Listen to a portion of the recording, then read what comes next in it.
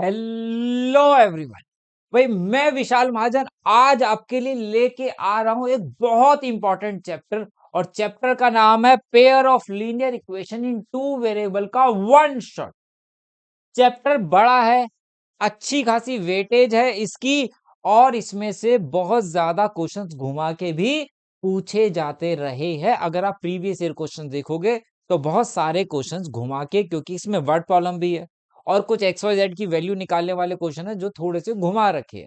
तो किस तरीके से हम इन क्वेश्चंस को करेंगे वो जरा हम आज की वन शॉट में, जितने भी कॉन्सेप्ट है ना, हर एक कॉन्सेप्ट में मैं क्वेश्चन कराने वाला हूं आपको, कोई कॉन्सेप्ट आपका छूटेगा नहीं। और उस कॉन्सेप्ट में भी अलग अलग टाइप्स के क्वेश्चंस है, जितनी अलग अलग वर्ड प्रॉब्लम्स है वो सारी की सारी भी मैं आपको इस वीडियो में, एक सिंगल वीडियो में ये चैप्टर कंप्लीट होने वाला है आपका। यहाँ पे अगर हम बात करें भाई, pair of linear equation in two variable, दो इक्वेशन है, दो वेरिएबल है, इस पे मैं ज्यादा चर्चा नहीं कर रहा। सबसे बात आती है कि कितने टाइप्स के सॉल्यूशंस, मतलब मेथड होते हैं सॉल्व करने के pair of linear equation two variables. और बहुत सारे बच्चे, अगर इस पे एमसीक्यू आ जाए तो बहुत सारे बच्चे कहते हैं सर तीन होते हैं। कौन कौन से सर? एक होता है एलिमिनेशन, एक होता है सब्स्टिट्यूशन, एक होता है क्रॉस मल्टीप्लिकेशन। मैं मेथड पूछ रहा हूं भाई। Pair of linear equation two variable can be solved by the graphically and algebraically. जहां तो हम ग्राफ बना के सॉल्व कर सकते हैं, अलजेब्रा से, जिसमें अलजेब्रा में तीन तरीके के मेथड आते हैं सॉल्व करने के। भाई ये जरा ध्यान रखना, कितने होते हैं ग्राफिकली या अलजेब्रा से हम सॉल्व कर सकते हैं। अलजेब्रा के अंदर अलजेब्रिकली जब हम सॉल्व करते हैं, जहां तो हम सब्स्टिट्यूट मेथड यूज करते हैं, या एलिमिनेशन मेथड यूज करते हैं, या क्रॉस मल्टीप्लिकेशन। और क्रॉस मल्टीप्लिकेशन हमारे सिलेबस में है नहीं, तो बचे दो। मतलब वैसे तो मेथड है, दुनिया में तो एग्जिस्ट करता है, हमें नहीं करना। हमें सीबीएसई ना मना किया भैया नहीं करना तो नहीं कर, ठीक है। वैसे भी ये बड़ा पड़ता है, इससे दुनिया में कोई सॉल्व करता नहीं है, ठीक है। चलिए, अब टाइप्स ऑफ सॉल्यूशंस, जब मैं दो लीनियर इक्वेशंस को सॉल्व करता हूं तो कितने टाइप्स के सॉल्यूशंस आते हैं मेरे पास। तो जो सॉल्यूशंस आते हैं वो तीन टाइप्स के आते हैं। जैसे कि एक आता है कि ग्राफ अगर बनाऊं या नहीं भी बनाऊं, मतलब अगर हम बनाते या नहीं भी बनाते तो वो एक पॉइंट पे कट करता, और एक्स और वाई की सिर्फ एक एक वैल्यू आती है।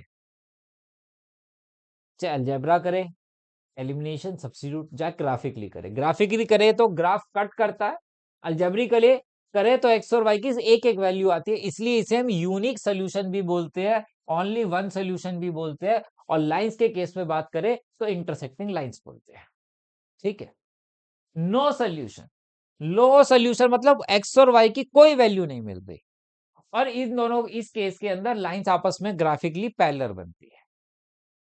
तीसरा आता है infinitely many solution, the lines coincident, मतलब दोनों लाइंस एक दूसरे के ऊपर बन जाती है, इन्हें बोलते हैं हम इन्फिनाइटली मैनी। इन्फिनाइटली क्यों बोलते हैं? देखो, दोनों लाइंस एक दूसरे को कितने पॉइंट्स पे सर, यहाँ भी, यहाँ भी, यहाँ भी, यहाँ भी, यहाँ भी, यहाँ भी, कितने पॉइंट्स है? अनगिनत। इसलिए इसे इन्फिनाइटली मैनी सोल्यूशन कहा जाता है, ठीक है। तो तीन टाइप्स के मेरे पास सोल्यूशन है, यूनिक, नो, इन्फिनिटी। अब सर क्या ग्राफ बना के हम चेक करते हैं ये, या बिना ग्राफ बना के भी चेक कर सकते हैं? अब 1 मार्क्स में क्वेश्चन आ रहा है, बिना मार्क्स के ही हम करेंगे। कैसे चेक करते हैं? कंडीशंस है मेरे पास, अभी हम इस कंडीशंस पे क्वेश्चंस भी करेंगे। अगर a1 by a2 not equal to b1 by b2 हो, तो उनको हम इंटरसेक्टिंग लाइंस ग्राफिकली में और अलजेब्रिकली में ओनली वन सोल्यूशन कहते हैं। एग्जांपल, एक एग्जांपल देखते हैं भाई। 2x plus 3y equal to 5, 4x plus 5y equal to 9। अगर मैं a1 बाय a2 रखूं तो मिलता 1/2, है ना। b1 बाय b2 रखूं तो मिलता 3/5। क्या ये दोनों इक्वल है? नहीं सर, ये दोनों इक्वल नहीं है। तो कौन सा सोल्यूशन बोल दोगे? आप बोल दोगे यूनिक सोल्यूशन बोल दोगे। कौन सा बोल दोगे? यूनिक सोल्यूशन बोल दोगे। a1 by a2 sir not equal है b1 बाय b2 के, इसलिए मैं इसे यूनिक बोल रहा हूं सर, ठीक है। दूसरा, infinitely many solution. Infinitely many solution में कहता है a1/a2। सर ये तो बहुत आसान है, अब भाई बिल्कुल जीरो से करा रहा हूं और हीरो तक का सफर करेंगे। अब कहते तो है आसान आसान है, लेकिन इन्हीं चीजों को रिवाइज किए बहुत टाइम हो जाता और पेपर में कोई घुमा के क्वेश्चन मिल जाता तो क्वेश्चन नहीं बनता। ये लिखवा लो पहले से। a1/a2 equal to b1/b2 equal to c1/c2 के अगर ये कंडीशन सेटिस्फाई हो जाए तो मैं बोलता हूं कि ग्राफ जो है, जो लाइंस जो है, एक दूसरे के ऊपर बन रही होगी। एग्जाम्पल है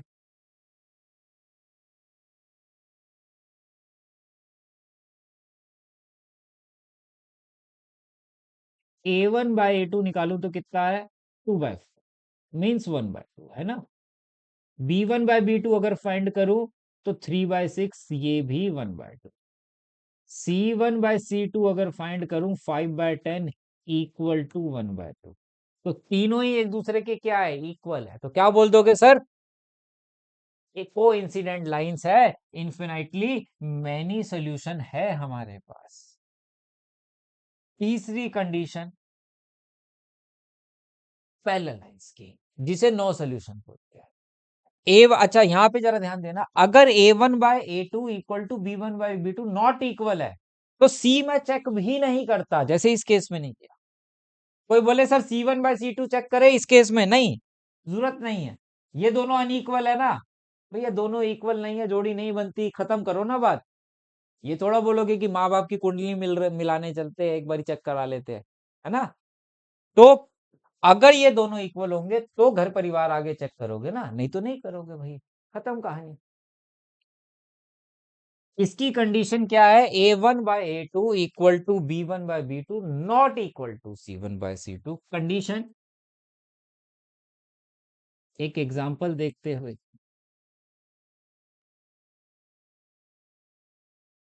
a1/a2 सर 2/4 1/2 है ना। b1/b2 3/6 सर 1/2 है। अब मैं आगे चेक करूंगा ये दोनों इक्वल है तो मैं आगे जाऊंगा, और आगे गया c1/c2 चेक किया तो है 5/7, तो बोलूंगा अरे ये इक्वल नहीं है सर, और ये इक्वल नहीं है, तो अगर पैरेलल लाइंस पे टिक करना है तो वो कर दूं, नो सॉल्यूशन ऑप्शन में तो वो टिक कर दूं, क्योंकि 1 मार्क्स में ही क्वेश्चन आएगा अगर आएगा तो, ठीक है। तो यहाँ पे कुछ इस तरीके से भी इसको बोला जाता है, two lines intersect pair of linear unique solution known as consistent pair. ध्यान से देखो, कंसिस्टेंट की बात कर रहा है तो यूनिक को कंसिस्टेंट की कैटेगरी में भी रखा जाता है, ध्यान रखना। आगे देखो, parallel lines no solution inconsistent. अगर पूछे इनकंसिस्टेंट कौन सी होती है तो भैया पैरेलल वाली, नो सॉल्यूशन वाली। तीसरा केस, जब एक के ऊपर एक कोइंसिडेंट, इनफिनाइट, और इसे भी कंसिस्टेंट बोलते हैं, ये भी कंसिस्टेंट के केस में आती है, ध्यान रखना। और इसे डिपेंडेंट पेयर ऑफ इक्वेशन भी कहते हैं। ये वर्ड बहुत छुपा हुआ है, अब पेपर में आता है डिपेंडेंट, अब सोच रहे हो डिपेंडेंट कौन सी होती है, तो डिपेंडेंट कौन सी होती है, इनफिनाइटली मैनी सोल्यूशन होती है। ये ध्यान रखना जरा तुम लोग, ठीक है। चलिए फटाफट इसको देखते हैं, 3 क्वेश्चन है, कौन सी सोल्यूशन है एक बारी चेक करते हैं। a1/a2 अगर निकालू तो आ रहा है 3/2। b1/b2 निकालू तो आ रहा है 2/-3। क्या इक्वल है, नहीं है। नहीं है तो कौन सा कर दोगे, नहीं है तो हमारा इंटरसेक्टिंग हो गया भाई, खत्म कहानी। आगे चलो, a1/a2 अगर करूं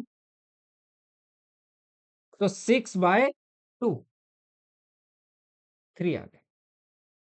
b1/b2 अगर करूं -3/-1, ये भी 3 आ गया।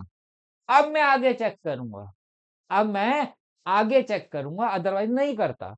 c1/c2, c1 है 10 और c2 है 9, ये दोनों तो इक्वल है, ये नहीं है, तो कौन सा हो गया सर, नो सॉल्यूशन हो गया। ऑप्शन है इंटरसेक्टिंग पैरेलल, पैरेलल है तो पैरेलल कर देंगे। ठीक है। तीसरा, A1/A2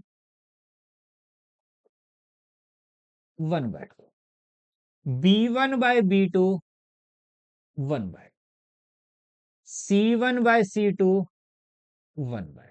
तीनों ही इक्वल है, और तीनों ही इक्वल कौन से केस में होते हैं? इन्फिनाइटली मैनी सोल्यूशन को इंसिडेंट कौन सा है? इंटरसेक्टेंट पैरेलल को इंसिडेंट बोल रहा है, इनफिनाइट वर्ड नहीं यूज कर रहा, और डिपेंडेंट वर्ड यूज करता तो मैं डिपेंडेंट पे टिक कर देता। अच्छा, इसमें कंसिस्टेंट कौन कौन सी है? ये भी कंसिस्टेंट है, ये भी कंसिस्टेंट है। कंसिस्टेंट में दोनों आती है, ध्यान रखना। बहुत ही प्यारा क्वेश्चन है। कहता है if the pair of equation has infinitely many solution then find the value of theta. Infinitely many solution, A1/A2 equal to B1/B2 equal to C1/C2, ये मुझे गिवन है,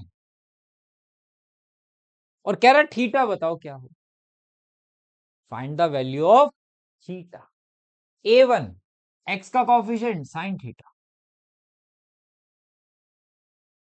A2 x का coefficient 1, B1 cos theta, B2 1, C1 1, C2 √2। ये नीचे तो किसी भी एक पेयर को आप इक्वल रख लो, कोई भी एक, साइन थीटा को, ये तीनों एक दूसरे के इक्वल है। मैं दो तरीके से करा सकता हूं। पहले मैं, चलो इसी को ले लेता हूं, मैं सिंपल भाषा में बात करते, ये है, और साइन के टेबल में 1/√2 कहाँ आता है सर? 45 पे आता है। साइन 45 पे आता है, तो theta equal to 45 degree answer. Sir cos को रख लेते तो भैया कॉस 45 भी 1/√2 ही होता है, चेक कर लो टेबल खोल के। नहीं विश्वास तो भाई मास्टर साहिब पे। फाइंड द वैल्यू ऑफ के so that the following system of equation. इस टाइप के क्वेश्चन बहुत बारी बोर्ड एग्जाम में आए हैं, 1 मार्क्स से लेके 3 मार्क्स तक। नो सोल्यूशन की बात कर रहा है। अब नो सोल्यूशन है तो मेरे पास A1/A2 इक्वल टू B1/B2 और नॉट इक्वल टू C1/C2 है ना। A1 3, A2 6, B1 -1, B2 -2, C1 -5। अच्छा ये ध्यान रखना, C अगर लेफ्ट में हो जा तो दोनों, या दोनों ही राइट में हो, एक तरफ रख। ठीक है, -5 प्लस ये आ रहा है। ठीक है, अब ध्यान ध्यान रखना, हो सकता है कि यहां पूछा होता और ऑप्शन में इक्वल वाला ऑप्शन होता तो मैं इन दोनों को सॉल्व करता। ठीक है, ये यहाँ है तो इसका मतलब नॉट इक्वल, ये दोनों तो इक्वल है, और ये दोनों के साथ ये नॉट इक्वल है, तो मेरे को ये और ये रखने ही पड़ेंगे। तो के नॉट इक्वल टू -10 क्या आता है? कह रहा के -10 ही नहीं हो सकता, कुछ भी हो सकता है ऑप्शन। सर ऐसा क्यों कि के -10 ही क्यों नहीं हो सकता? अगर आप बेटा यहाँ -10 डाल देते तो ये 1/2 बन जाता, हाँ बन जाता, तो ये यूनिक और वो इन्फिनाइट नहीं हो जाता। -10 पे ही अगर डाल दूं, -10 के अलावा कुछ भी पुट कर लूं, ये इनफिनाइट मैनी सोल्यूशन नहीं होगा, ये ऑलवेज नो सोल्यूशन ही रहेगा। -10 के अलावा कुछ भी पुट कर दो। नेक्स्ट देखे क्या कह रहा है। अब की बार कह रहा है के की वैल्यू निकालो जब इनफिनाइटली मैनी सोल्यूशन दिया हुआ है। क्या है भाई? A1/A2 equal to B1/B2 equal to C1/C2 है दिया हुआ। A1 K-3,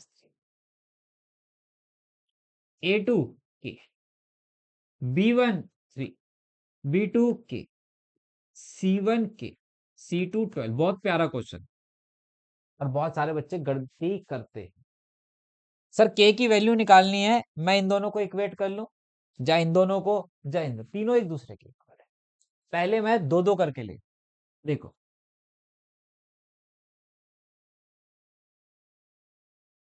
ये है, क्रॉस मल्टीप्लाई करता,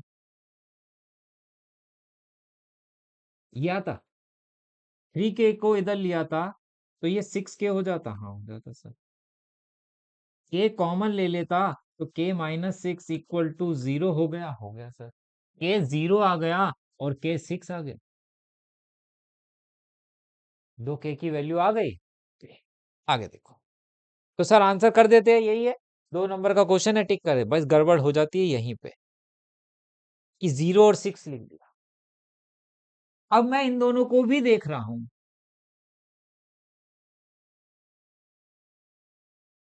अब बाई चांस आप ये नहीं करते, इन दोनों को इक्वल नहीं रखते, आप इन दोनों को कहते हैं इससे सर जल्दी हो जाएगा, कर सकते थे, ऐसा भी तो कर सकते थे।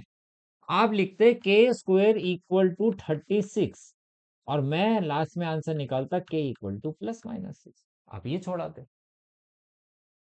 है ना। आप इसको नहीं करते, मान के चलो आप इसको करते, आप बोलते सर मेरे के की वैल्यू प्लस माइनस 6 आ रही थी, बस गलत हो गया। अगर ये एमसीक्यू में प्लस माइनस 6, ऑप्शन है 4, 0 6 प्लस माइनस 6 6 माइनस 6, आप किसको टिक करेंगे? आपका आंसर जो है वो फाइनल आंसर के इक्वल टू 6 फाइनल आंसर रहेगा। सर ऐसा क्यों? ये तो सारे ही है ना भाई, ऐसी के की वैल्यू जो दोनों को सेटिस्फाई कर रही हो, 0 यहां तो कर रही है, यहां नहीं करेगी, यहां डाल दूंगा 0 तो ये तो नॉट डिफाइंड हो जाएगा, और माइनस 6 यहां आ रही है लेकिन यहां डाल दूंगा तो तब ये इन्फिनाइटली के लिए जाएगा नहीं। तो ऐसे केस में हम कॉमन जो वैल्यू होती है वो ही लिखते हैं, 0 not possible, minus not possible, 6 not possible, के इक्वल टू 6 जो दोनों में कॉमन है वो दोनों को सेटिस्फाई कर रही है, वो ही मेरा फाइनल आंसर रहेगा। नेक्स्ट, पी की एंड क्यू की वैल्यू निकालो जब इन्फिनाइटली मैंने सोल्यूशन दिया हो। तो मैं सीधा ही लिख रहा हूं, आपको हमेशा ये लिखने हैं फॉर्मूले, क्योंकि स्टेप्स के मार्क्स होंगे अगर एमसीक्यू नहीं है तो। A1 by A2 equal to B1 by B2 equal to C1 by C2। ये पाटा पीटी हो रही है, कर लो, पाटा पीटी हो रही है, कर लो, इन दोनों को इक्वेट कर दो,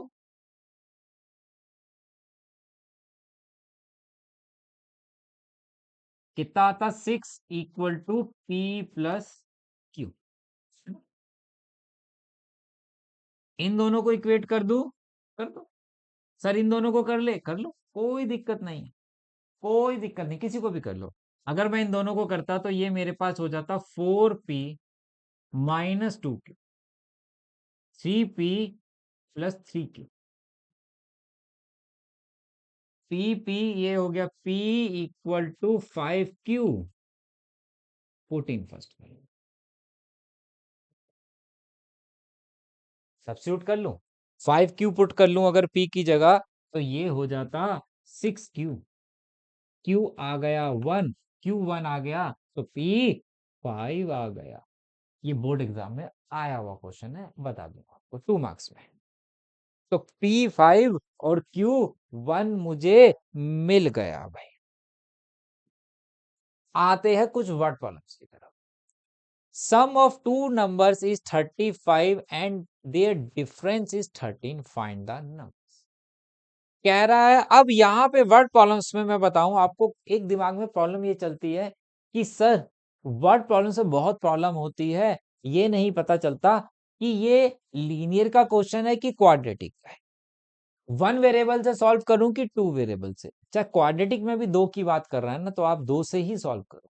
लास्ट में अगर उसने लीनियर का होगा तो वो लीनियर में चला जाएगा, वो क्वाड्रेटिक का होगा तो क्वाड्रेटिक से हो जाएगा। कभी कभी ऐसा होता है कि वो दोनों से सॉल्व हो रहा होता है, बहुत कम चांस है लेकिन हो जाता है कभी कभी, उसके चक्कर में मत पड़ो।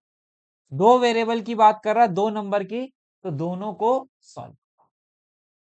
एक नंबर x सेलेक्ट कर लिया और दूसरा y कर लिया, है ना। कहता है दोनों का सम वो 35 है। अब मेरी बात ध्यान से सुन ले, क्या है, सम 35 है और दोनों का डिफरेंस 13।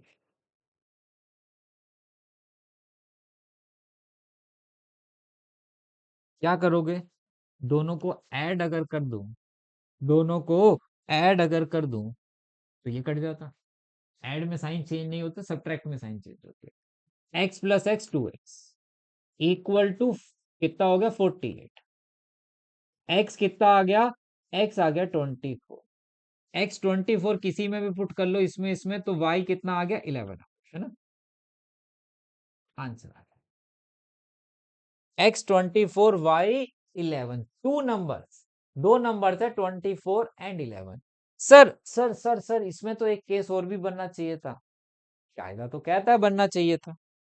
कौन सा केस बनना चाहिए था सर, उसने बोला दो नंबर्स का डिफरेंस 13 है, तो क्या मैं यहाँ पे एक में तो आपने लिया x plus y equal to 35, और क्या मैं यहाँ y minus x,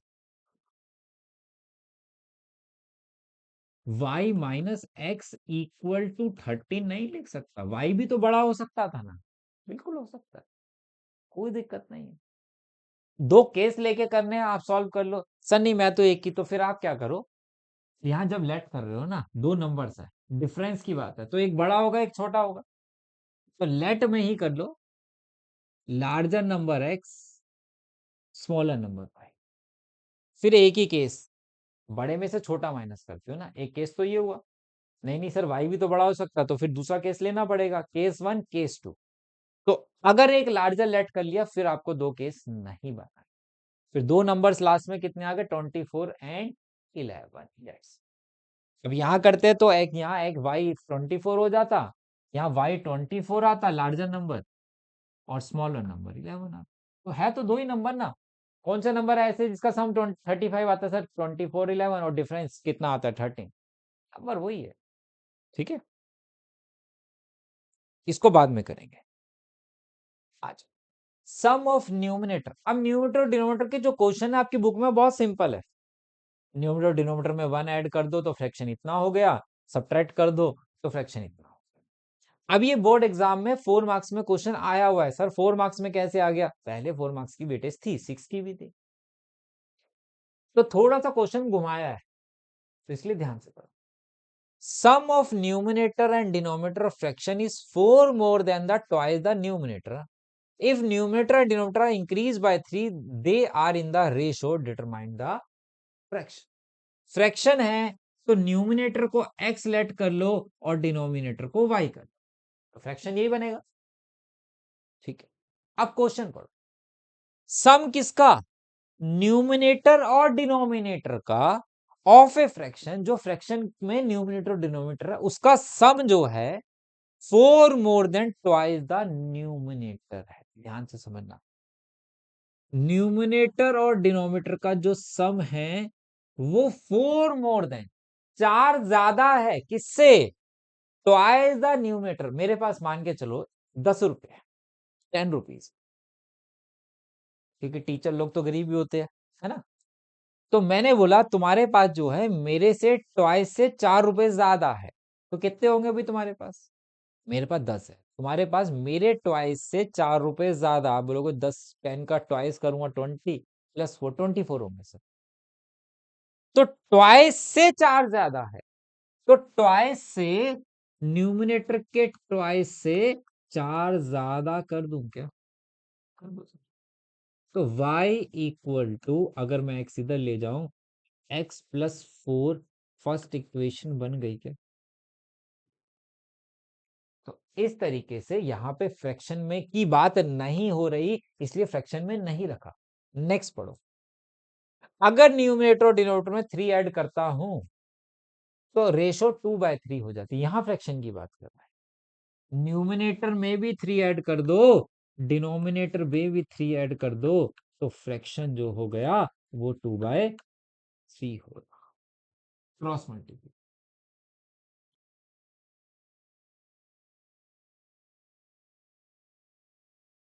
3x minus 2y equal to -3 कर दो।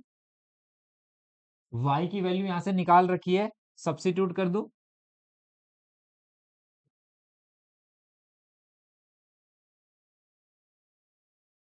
सर एलिमिनेशन कर सकता था, वो तुम्हारी मर्जी। 3x - 2x - 8 equal to -3, x equal to -3 plus 8 equal to 5 आ गया। x 5 पुट कर लो तो y 9 आ जाएगा। तो फ्रैक्शन 5/9 हो गया। फ्रैक्शन 5/9 आपके पास आ रहा है। समझ गए? चलिए नेक्स्ट, आसान क्वेश्चन। लैंग्वेज किया नहीं हुआ इसलिए फंस जाओगे, तो इसलिए इस चैप्टर की प्रीवियस ईयर क्वेश्चंस लगाना बहुत जरूरी है। कहाँ मिलेंगे? टेलीग्राम पे आपको फ्री ऑफ कॉस्ट सब मटेरियल मिला हुआ है, दिया हुआ है, जाके ज्वाइन करो और डाउनलोड करके विद सोल्यूशन है, इसलिए सब कुछ कर लेना। ठीक है, आगे देखो। 5 years है, एज वाले क्वेश्चन बहुत बार आते हैं। 5 years hence father age will be 3 times the age of his son. Father की पहले तो आप लिखेंगे क्या? Let present age of father be x years old. ठीक है, और सन की एज y years ओल्ड। मैं यहाँ शॉर्टकट में ही लिख रहा हूँ। ठीक है, आपको नहीं लिखना शॉर्टकट में, आपको लिखना let father age present age be x years old, let son age be present age be y years old. ठीक है, कहता है 5 years hence। अब hence अगो में बहुत प्रॉब्लम करते हैं बच्चे, लेटर। तो भैया अगर यहां से अगर आपको कंफ्यूजन हो जाए तो आप टेंस, तो आपको सबको बेसिक टेंस तो आता ही है। विल लिखा है, विल मीन्स फ्यूचर है, 5 साल आगे की बात कर रहा है। अगो वाज लिखा है, मतलब पीछे की बात कर रहा है। तो जब भी आगे पीछे जाना हो एज से, तो पहले बड़े आराम से करो। क्या कह रहा है? 5 साल आगे जाने की बात कर रहा है। ठीक है, कौन सा है? फादर की एज है ना, 5 years hence father age will be,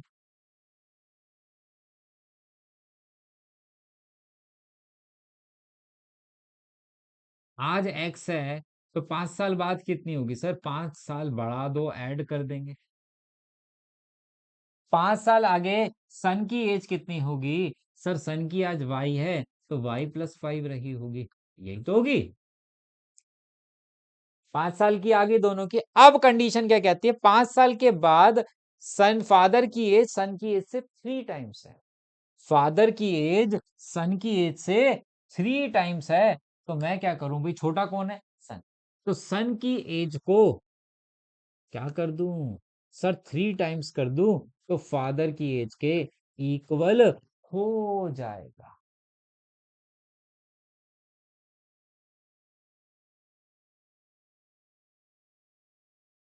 x equal to कितना हो गया भाई? 3y+10। ये फर्स्ट इक्वेशन तैयार है। फिर आगे कहता है केस 2 में, क्या कहता है? 5 years अगो, 5 years अगो में अगर जाऊं, फादर की एज अगर तुम्हारी आज 15 साल है तो 5 साल बाद पहले कितनी रही होगी सर? 10। क्या किया? 10 में से 5 माइनस कर दिया। आज मेरी x years है तो 5 साल पहले मेरी x-5 years एज रही होगी। सन की y-5 रही होगी, वही ईयर्स ओल्ड लिख लेना। अब कहता है 5 साल पहले फादर की एज 7 times थी उसके। कितनी थी? 7 times थी बेटे की एज के। तो सन की एज को 7 times कर दूं क्या?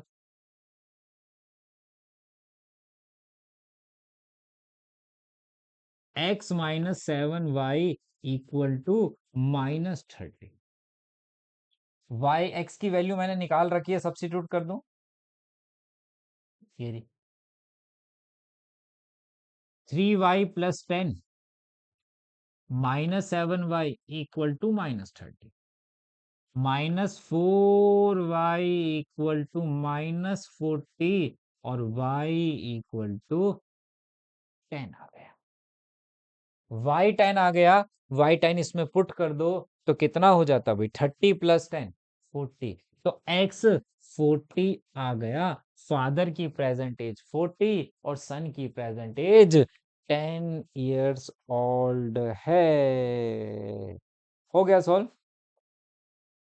तो पहले जितना आगे जा रहा है जितना पीछे जा रहा है सबकी एज निकाल लो, ठीक है, जल्दबाजी नहीं करनी, जल्दी करोगे तो दिक्कत में आ जाएंगे। आगे देखते हैं, बहुत इंपॉर्टेंट क्वेश्चन है, एज वाले सब बहुत इंपॉर्टेंट है। एक टाइप तो ये हो गई, इसमें कभी 5 साल आ देता है, कभी 15 साल, कभी 10 साल आगे पीछे हो जाता है ना, तरीका ये है। अब इस क्वेश्चन में कहानी में थोड़ा ट्विस्ट है, जो क्वेश्चन नहीं किया होता जिसने इस टाइप का और एग्जाम में आ जाए तो जाहिर सी बात है ज्यादातर चांस उसके गलती करने के ही रहते हैं, वो ज्यादातर इस पे गलती कर देता है। देखिए, the age of father is twice the sum of ages of two children. Age जो है फादर की ट्वाइस है sum of the ages of two children. तो सर दो बच्चे, फादर की एज को एक्स ले लूं और दोनों को फिर वाई और जेड लूं, क्या तीन वेरिएबल होंगे इसमें? नहीं, दो ही। आगे पढ़ो। After 20 years his age will be equal to the sum of the ages of children, find the age of the father। देखो, फादर की एज को मैं एक्स ले रहा हूं और sum of the ages of his two children इसको y ले रहा हूं। तीन वेरिएबल तो हो ही नहीं सकते, दो ही है। तो फादर की एज क्या है? फादर की एज ट्वाइस है उनके सम की एज के। ये फर्स्ट है, सिंपल से कहा, दोनों का सम y है तो उसके ट्वाइस से के इक्वल है फादर की as. After 20 years his age will be equal to the sum of ages of his children। 20 साल आगे की बात कर रहा है तो आफ्टर 20 years, ध्यान से देखना यहां पे ही गलती होती है। After 20 years, after 20 years, after 20 years, ठीक है, आपको पूरा लिखना after 20 years father age will be, तो मैं शॉर्ट में लिख रहा हूं। तो फादर की एज 20 साल बाद कितनी हो जाएगी सर? x plus 20।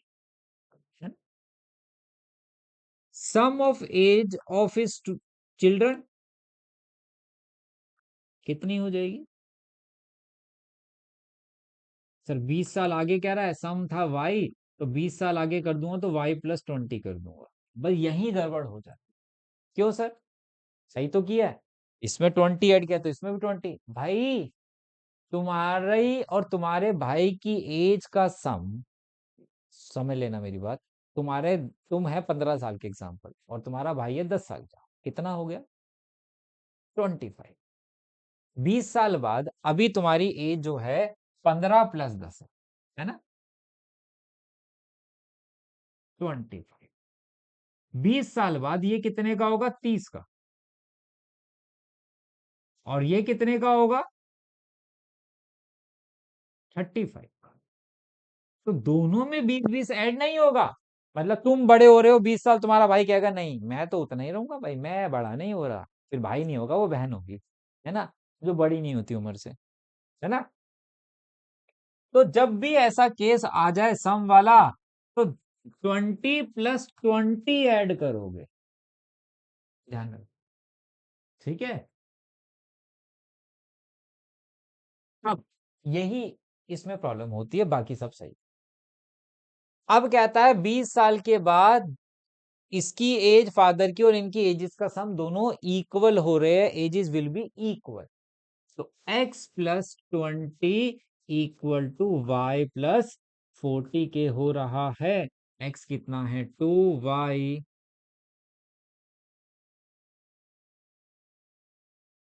तो y इक्वल टू 20 हो गया। y 20 इसमें पुट कर दूं तो x कितना आ रहा है, x 40 आ रहा है। y सम है, ध्यान रखना। और पूछा भी नहीं उसने, फादर की एज पूछी है, फादर की एज 40 मेरे पास करेक्ट आंसर मुझे मिल गया। समझ गए? तो ये क्वेश्चन बहुत बहुत इंपॉर्टेंट है।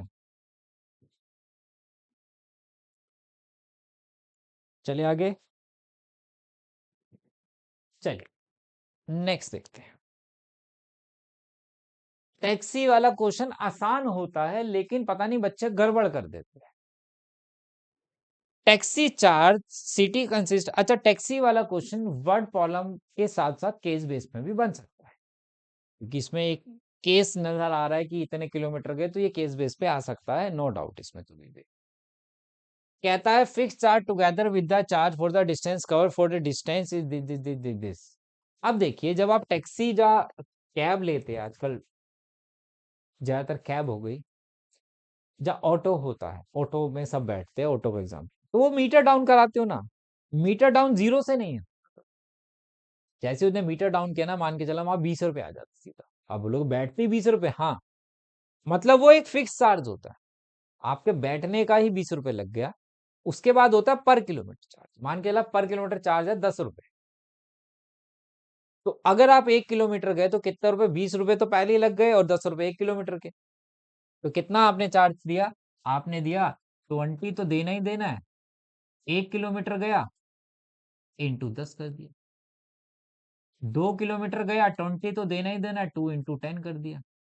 3 किलोमीटर गया, तो 3 इंटू 10 कर दिया।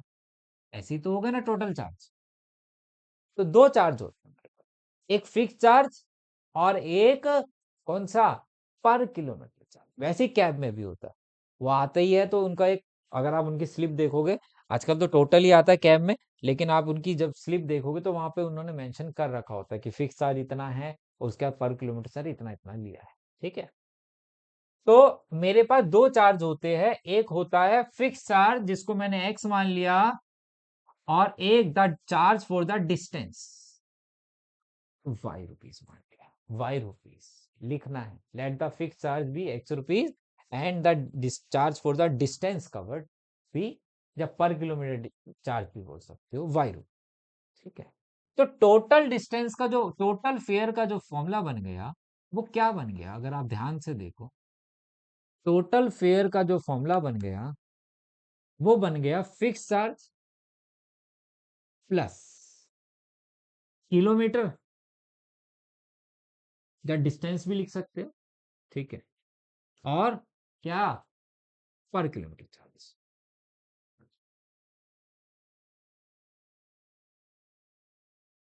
यही तो होगा, बस ये बन गया। इस पे अब सारी चीजें सॉल्व हो सकती है। चले, कहता है कि 10 किलोमीटर गया है, 105 रुपए दे रहा है। 10 किलोमीटर गया है, 105 रुपए, फिक्स चार्ज कितना है एक्स, 10 किलोमीटर गया, और पर किलोमीटर चार्ज कितना है वाई, और 105 रुपीज दे रहा है। लो जी, बन गई फर्स्ट इक्वेशन। फिर कह रहा है वो 15 किलोमीटर जा रहा है और 155 रुपीज दे रहा है, तो फिक्स चार्ज तो दे ही रहा है, 15 किलोमीटर जा रहा है और 155 रुपीज दे रहा है। ये सेकंड इक्वेशन बन गई। दोनों को एलिमिनेट कर दो, सब्ट्रैक्ट कर दिया, -5y इक्वल टू -50 आ गया, y इक्वल टू 10। y 10 अगर पुट कर दूं तो 100, x 5 आ गया। फिक्स चार्ज है 5 रुपए, और पर किलोमीटर चार्ज है 10 रुपए।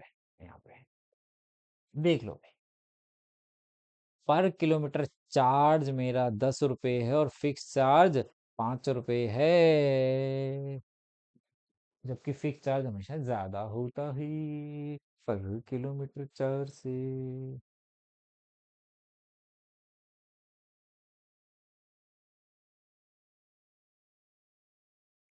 चले आगे, नेक्स्ट देखे, बहुत ही प्यारा क्वेश्चन है, इस पे भी मेरी केस बेस बन सकता है। क्योंकि ये केस बेस ही क्वेश्चन है, अगर आप ध्यान से देखो तो मतलब एक केस है, सिचुएशन बन रही है। कह रहा है Meena went to bank to withdraw 2000 rupees. She asked the cashier to give her 50 and 100 rupees notes. Meena got 25 notes in all. How many notes rupees 50 and 100 she receive? तो let number of notes of x 50 rupees be x and 100 rupees be y। तो let क्या किया है, number of notes of rupees 50 be x and number of notes of 100 rupees be y। जब वो bank से बाहर आ रही है तो उसके हाथ में कितने नोट्स है सर? 25। कुछ इसकी है, कुछ इसकी है, कुछ 50 के, कुछ 100 के, और टोटल मिला के कितने नोट पकड़ के ला रही है वो? सर 25 लेके आई है, बैंक लूट लिया मीना ने भाई, है ना? तो फर्स्ट इक्वेशन। आगे कहता है Meena went to bank to withdraw 2000 rupees. अब दूसरी इक्वेशन कहाँ है? और उसको 50 और 100 के नोट मिले। मैंने जब आपने मम्मी को बोला मम्मी मुझे कुछ शॉपिंग करने जाना है, अब 10th पास हो रहा हूँ तो मुझे 11th में जाना है, तो मैं बड़ा बच्चा हो गया हूँ, तो मुझे अच्छे अच्छे कपड़े लेने हैं, तो घूमने फिरने वाला हो जाऊँ, मेरी अच्छी परसेंटेज आ जाएंगे 9th 10th में, तो मेरा कॉलर खड़ा हो जाएगा कि मेरे 90 95 आ गए। अब तो मैं बहुत पढ़ने वाला बच्चा हूँ, तो मेरे को नए नए कपड़े स्टाइल मारना है और 11th को बर्बाद करना है फिर मुझे, क्योंकि जब मैं ओवर कॉन्फिडेंस हो जाऊंगा तो मैं 11th में पढ़ूंगा नहीं, क्योंकि मैंने आखिरी के 2 महीने में 10th में उखाड़ लिया तो 11th में भी उखाड़ लूंगा। ऐसी फीलिंग आने लग जाती है, विश्वास करना आती है, रिजल्ट के बाद आएगी। ठीक है, तो मम्मी ने कहा अच्छा एक काम कर, तू 50 रुपए के 4 नोट दे दिए और 100 रुपए के 3 नोट दे दिए। तो कितने रुपए दिए मम्मा ने आपको? मम्मा ने मुझे दे दिए 200 प्लस 300, 500 रुपए दे दिए, जब पार्टी कर ले, है ना? तो अगर मैं बोलूं वो 500 रुपए लेके आई अपने पास, तो आप कैसे करते? 50 के 4 नोट प्लस 100 के 3 नोट इक्वल टू 500 रखते कि नहीं रखते? 50 के कितने नोट लिए उसने? एक्स। 100 के कितने लिए? वाई। और टोटल कितना पैसा लेके आई बैंक से? सर 2000 रुपए के बराबर होगा कि नहीं होगा? हाँ सर होगा।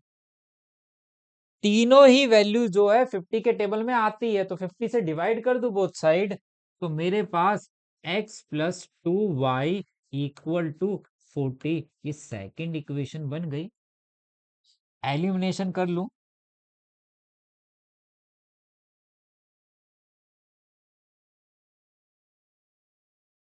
y इक्वल टू 15 और y 15 डाल दूंगा, तो x मेरे पास कितना आ जाता? 10 आ जाता। तो इसका कैलकुलेशन करके देख लो, चाहे इसमें डाल के, आप देखोगे 2000 रुपीज बन रहे। ठीक है, नेक्स्ट देखते हैं भाई। Library as a fix charge वो फर्स्ट 3 डेज। ये भी बहुत अच्छा क्वेश्चन है, हमारे पास बुक का ही है। अभी पीछे हम कुछ आगे करेंगे जो एनसीईआरटी एग्जाम्पलर या प्रीवियस ईयर के घुमाए हुए क्वेश्चन है, वो बहुत इंपॉर्टेंट है, ध्यान रखना। A library has fix charge for the first 3 days. शुरू के 3 दिन पे एक फिक्स चार्ज लगता है and additional charge for each day after. Sarita pay 27 rupees for keep book for 7 days के लिए रखी है उसने, और 27 रुपए दिए। कंडीशन क्या कहता है? कहता है एक फिक्स चार्ज है, मान के चला 3 दिन का 1 रुपया, और इसके बाद आप जितने भी दिन रखते हो उस पर पर डे 2 रुपए लगते हैं। तो 3 दिन तक आप जमा करा दो बुक तो आपको 1 रुपये ही देना। लेकिन अगर आपने 4 दिन रख ली तो कितना पे करना पड़ेगा? सर 3 दिन तक का तो 1 रुपया हो गया, और 4th डे का 2 रुपये हो गए, तो 3 रुपये देने पड़ेंगे। और आपने 5 दिन रख ली, तो सर 3 दिन तो अलग कर दो, 1 रुपया देना पड़ेगा। 4th डे का 2 रुपये, 5th डे का 2 रुपये, तो 4 + 2 + 2 4 + 1 5 रुपीज। ऐसे ही होगा ना? पर डे चार्ज है अलग, फिक्स चार्ज है अलग, लेकिन 3 दिन का फिक्स चार्ज है। ठीक है, पर डे चार्ज 3 दिन को हटा के लगने वाला है। तो अगर मैं fix charge for first 3 days x rupees ले लूं और per day charge y rupees ले लूं, तो इक्वेशन क्या बनती, कहता है एक्स जो है 3 दिन के लिए लग गया, उसने कितने दिन के लिए बुक ली, 7 डेज के लिए, तो इसमें से 3 दिन तो हटा दो। पर डे चार्ज कितने दिन पे लगेगा, 4 दिन पे लगने वाला है, वो हो गया 4y इक्वल टू 27 के फर्स्ट इक्वेशन। फिर कह रहा है 21 रुपीज पे किए 5 दिन के लिए, फिक्स लग गया 3 दिन के लिए, 3 दिन हटा दो, 5 में से कितने बचे, 2 दिन, तो 2y इक्वल टू 21 हो गया, सेकंड इक्वेशन हो गई। एलिमिनेशन आप कर सकते हो, आप कई क्वेश्चन का एलिमिनेशन मैं करूंगा नहीं, सॉल्व नहीं करूंगा। y इक्वल टू 3 आ गया, y 3 पुट कर दूं, 12 हो गया, x 15 हो गया। लो जी, नेक्स्ट, ये होमवर्क में जाएगा क्वेश्चन, सेम ऐसे ही है, ठीक है, ये होमवर्क में जा रहा है। बहुत प्यारा, बहुत इंपॉर्टेंट क्वेश्चन है, बहुत बारी एग्जाम में आया हुआ है। क्वेश्चन पढ़ो।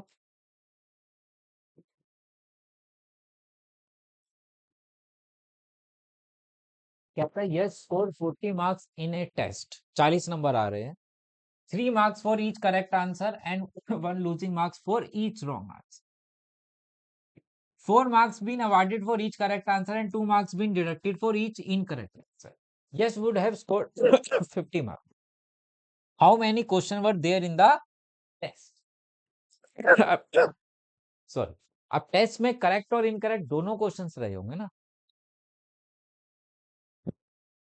तो दोनों को क्या करोगे, सर दोनों को अगर मैं ऐड कर दूं तो टोटल नंबर ऑफ क्वेश्चंस आ जाएंगे, है ना। तो करेक्ट क्वेश्चंस भी, लेट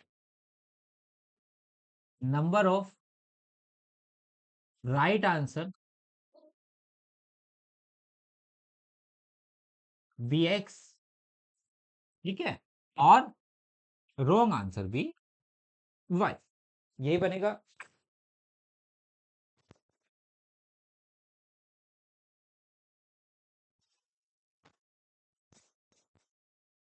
अब देखो, ध्यान से समझ,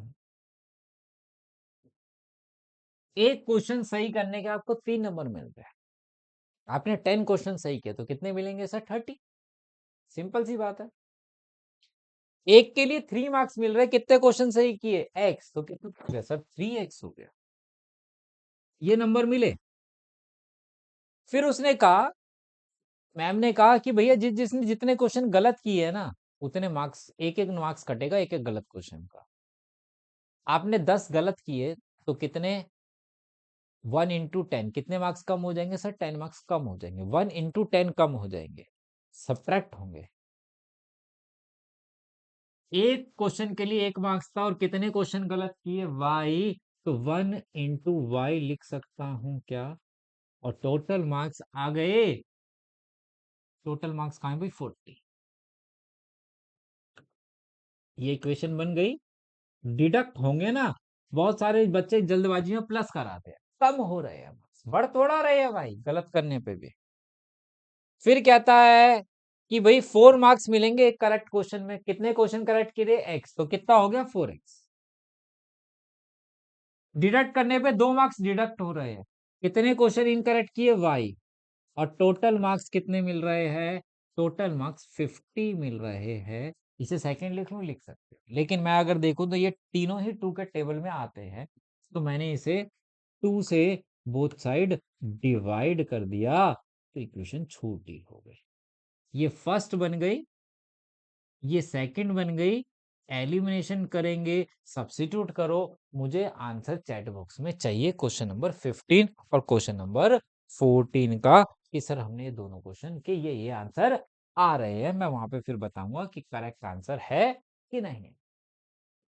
इस क्वेश्चन को अगर आप देखो तो ये एक ऐसा क्वेश्चन है जो बहुत ज्यादा आपको घुमाता है, और पूरे साल बार बार बच्चे के करने के बावजूद ये क्वेश्चन दिमाग से स्किप हो जाता है आप लोगों के।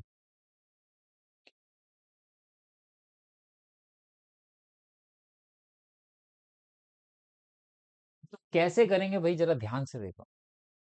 places A and B are 100 km apart on a highway. 100 kilometre का एक हाईवे है। इसको कराने का मेरा एक अलग तरीका है, एक छोटा सा डायग्राम बना, इससे गलती नहीं होती। बच्चे इसे रट्टा मारने की कोशिश करते हैं, इसलिए गलती हो जाती है। एक हाईवे है मेरे पास, कितने किलोमीटर का सर? 100 किलोमीटर का।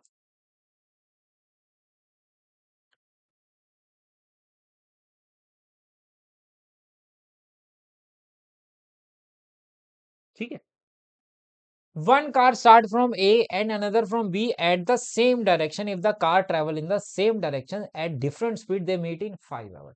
सेम डायरेक्शन में जा रही है दोनों कार्स। एक कार ए पॉइंट से चली है और एक कार बी पॉइंट से चली है। एक ए पॉइंट से चली कार, एक कार बी पॉइंट से चली, और दोनों कार्स कहाँ आके मिल गई भाई? दोनों कार जो आके मिल गई, वो कहाँ आके मिल रही है? किसी सी पॉइंट पे आके मिल रही है, मीट कर रही है। यही तो कह रहा सिचुएशन, जिसमें उसने टाइम लिया, टाइम जो लगा वो लगा 5 आवर्स का, है ना? लिखेंगे आप, let car start, let the speed of car start from point A, उसकी स्पीड x किलोमीटर पर आवर, और let the car start from B point, the speed of point B से जो चली है वो कितनी हो गई? y kilometre per hour. ठीक है, ध्यान से समझना मेरी बात को। अब जरा मुझे एक बात बताओ, ए से जो कार चली कहां तक गई है सर? सी तक गई है। डिस्टेंस कवर्ड बाय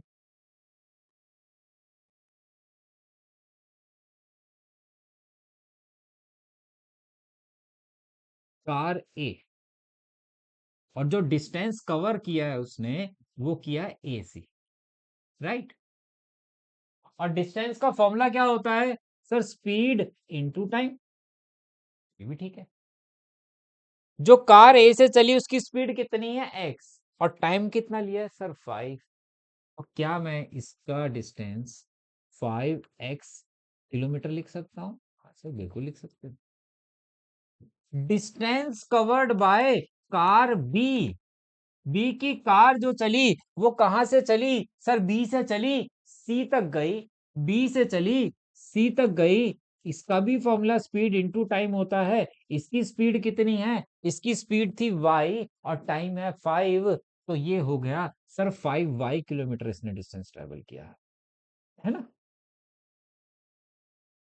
ये AC है, ये BC है, ये AB है। कितने डिस्टेंस आपको इस फिगर के अंदर नजर आ रहे हैं?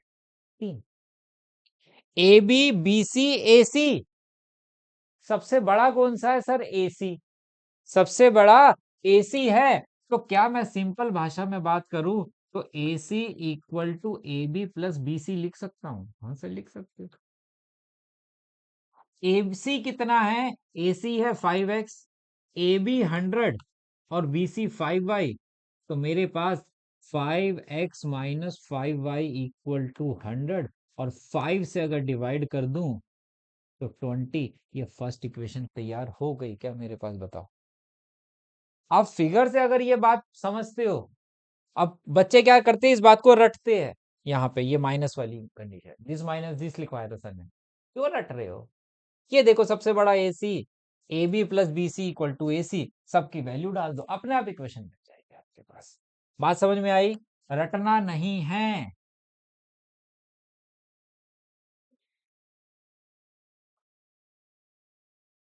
Next case, case number 2।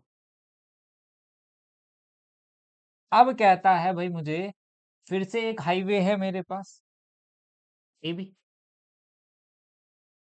कितना है? 100 किलोमीटर का। उसमें थोड़ा कोई चेंज हो रहा है, वो तो वही है। अब कार्स कहाँ चल रही है?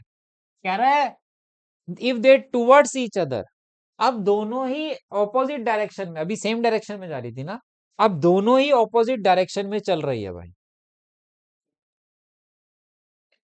एक कार यहां से चल गई, कहीं बीच में नहीं मिल रही। एक कार, कलर ही चेंज कर लेते हैं, यहां से दोनों किसी एक पॉइंट पे जाके मिल गए, डी पॉइंट मान लो, ठीक है। डी पॉइंट पे दोनों कार्स मिल रही है। टाइम लिया इसने 1 आवर, क्योंकि अब दोनों ऑपोजिट में चल रही है तो जल्दी पहुंच जाएगी ना मिलने पे। इसकी स्पीड कितनी थी एक्स, इसकी स्पीड कितनी थी वाई। सेम वही करो, सेम वही कहानी अगर मैं करूं।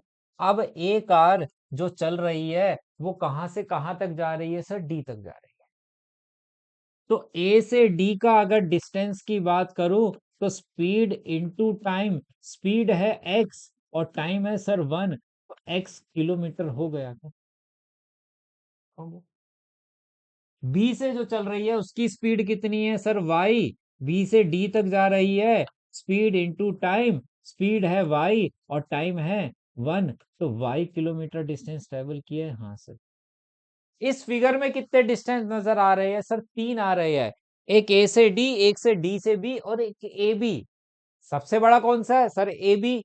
तो A B equal to A D plus B D लिख सकता हूँ, लिख सकते हैं। ए बी, ए बी कितना है 100, ए डी कितना है एक्स, बी डी कितना है वाई। सेकेंड इक्वेशन बन गई क्या? फर्स्ट बन गई, सेकंड बन गई, दोनों को एलिमिनेशन करना आपको आता ही है। X minus y equal to 20 है, तो 2x equal to 120, x equal to 60 आ गया। एक्स 60 पुट कर दूं तो y 40 kilometre per hour speed आ गई आपके पास। नोट कर लो भाई, बहुत इंपॉर्टेंट क्वेश्चन है। इसको 2 से 3 बारी जरूर करना है आपको इसी तरीके से, ताकि एग्जाम टाइम में आपको बिल्कुल तुरंत क्लिक कर जाए।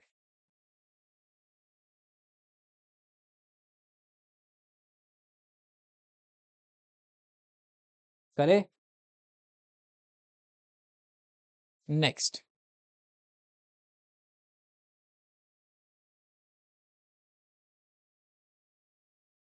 क्या कह रहा है भाई? कहता है ये भी बहुत इंपॉर्टेंट क्वेश्चन है, बहुत इंपॉर्टेंट क्वेश्चन। क्वेश्चन पढ़ो।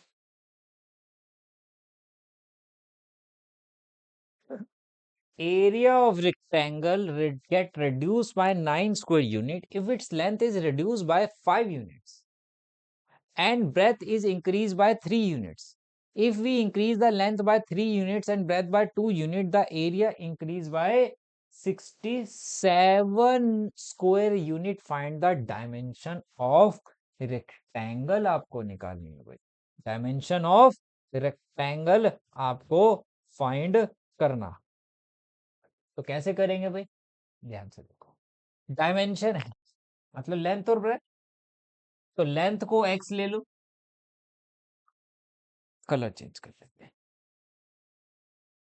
और ब्रेथ को y यूनिट्स ले लो। लेंथ x, ब्रेथ y, तो एरिया क्या होगा रेक्टेंगल का सर, एरिया जो होता है वो l इंटू बी होता है, वो भी स्क्वायर यूनिट्स। ये मिलता केस 1। कहता है rectangle reduce by length, area जो है 9 स्क्वायर यूनिट कम हो रहा है, एरिया 9 स्क्वायर यूनिट बेटा कम हो रहा है, तो एरिया मेरे पास एक्स वाई माइनस 9 हो गया। कब? जब लेंथ 5 यूनिट कम हो रही है, तो लेंथ कितनी हो रही है सर, एक्स माइनस, और ब्रेथ जो है 3 यूनिट बढ़ रही है, यही कंडीशन बनेगी। पहले जो घट रहा बढ़ रहा सबको लिख लो, फिर इनको एडजस्ट करेंगे। एरिया है, लेंथ है, ब्रेथ है, एरिया का फॉर्मूला क्या होता है sir, area equal to l into b होता है। एरिया कितना है इस केस में, ये रहा। लेंथ कितनी, ये रही। ब्रेथ कितनी, ये रही। इंटू कर दो भाई, ब्रैकेट ओपन कर दो, ब्रैकेट ओपन कर दो, ये कितना था, 5 ही था ना। देखा, गलती कर दी ना। ये 3 था, अभी आंसर नहीं आता, अच्छा वो चेक कर लिया। इंक्रीज 3 हुआ। X y plus 3x minus 5y-2। देखो ये गया ना, हो गया ना, हैप्पी बर्थडे टू जो अपने आप हो गया। चिंता नहीं करने का। ये इधर आ जाता तो मेरे पास +15 हो जाता। तो 3x - 5y = 15 + 9। तो कितना हो गया भाई, 15 6 हो गया। ये फर्स्ट इक्वेशन बन गई। सेकंड की तरफ प्रस्थान करते हैं भाई। अब क्या कह रहा है increase, if we increase the length by 3 unit, length 3 unit बढ़ा रहे हैं, लेंथ 3 यूनिट बढ़ गई, ब्रेथ भी 2 यूनिट बढ़ गई। तो कह रहा है एरिया जो है वो 67 यूनिट बढ़ गया। यही तो है, लगाओ condition. Area equal to l into b, यही तो होगा। ब्रैकेट ओपन करो,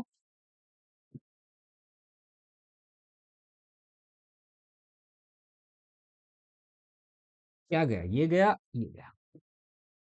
2x + 3y = 61 हो गया। ये सेकंड इक्वेशन बन गई।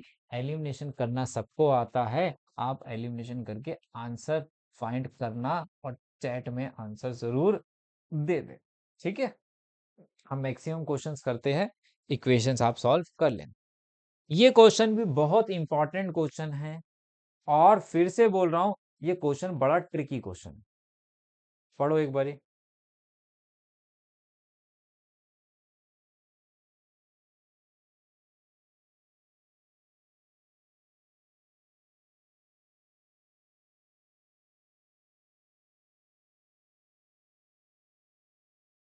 क्या कह रहा है भाई, कह रहा है train covered a certain distance at a uniform speed. If train would have been 10 kilometre per hour faster, it would have taken 2 hour less than the schedule time. जाहिर सी बात है, अगर आप तेज चला रहे हो तो अपने टाइम से कम जल्दी पहुंच जाओगे ना।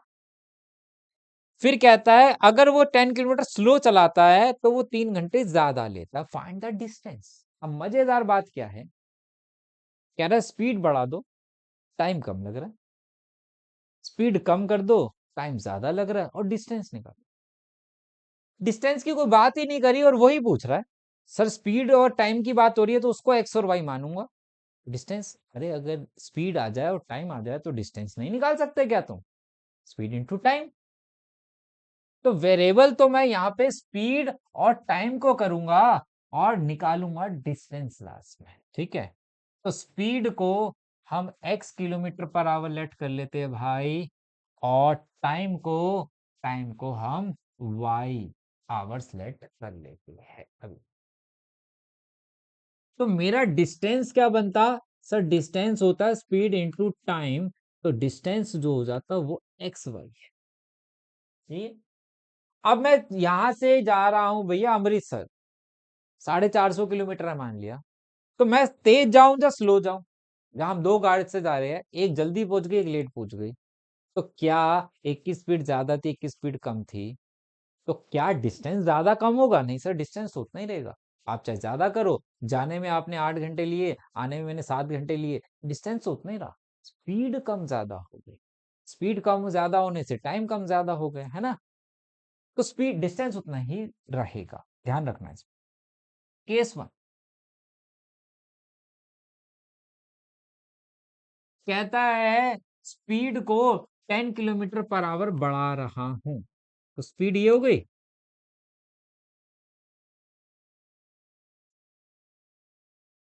तो टाइम 2 आवर्स कम लग रहा, तो टाइम ये हो गया। तो डिस्टेंस तो मेरे पास आज भी x इंटू वाई तो रहेगा, डिस्टेंस थोड़ा चेंज होगा भाई, बताओ। इससे डिस्टेंस चेंज नहीं होगा, बस। यही बात अगर समझ में आ जाएगी तो क्वेश्चन सॉल्व हो जाएगा। तो distance equal to speed into time हो गया। ब्रैकेट ओपन कर लो,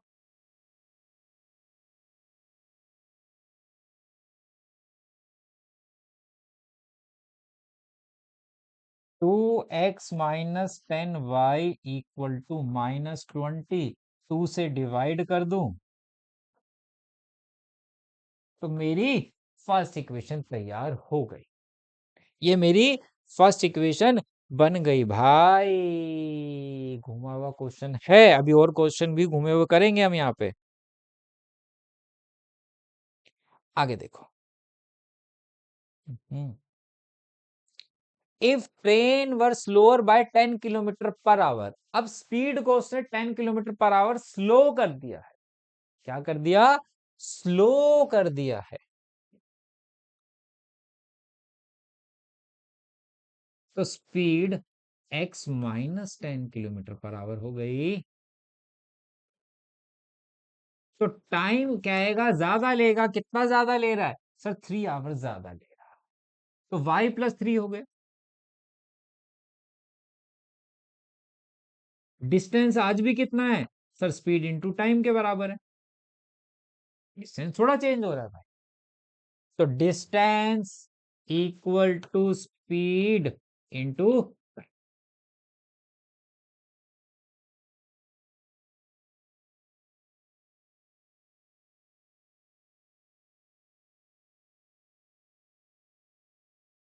तो 3x minus 10y equal to 30 second equation बन गई। लो जी, स्पीड आ जाएगी, टाइम आ जाएगी, तो डिस्टेंस भी आप फाइंड कर सकते हो। बताओ, हो जाएगा ना?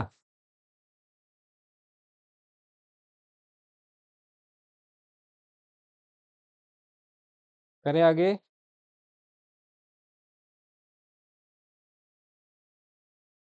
चलिए भाई, नेक्स्ट देखें।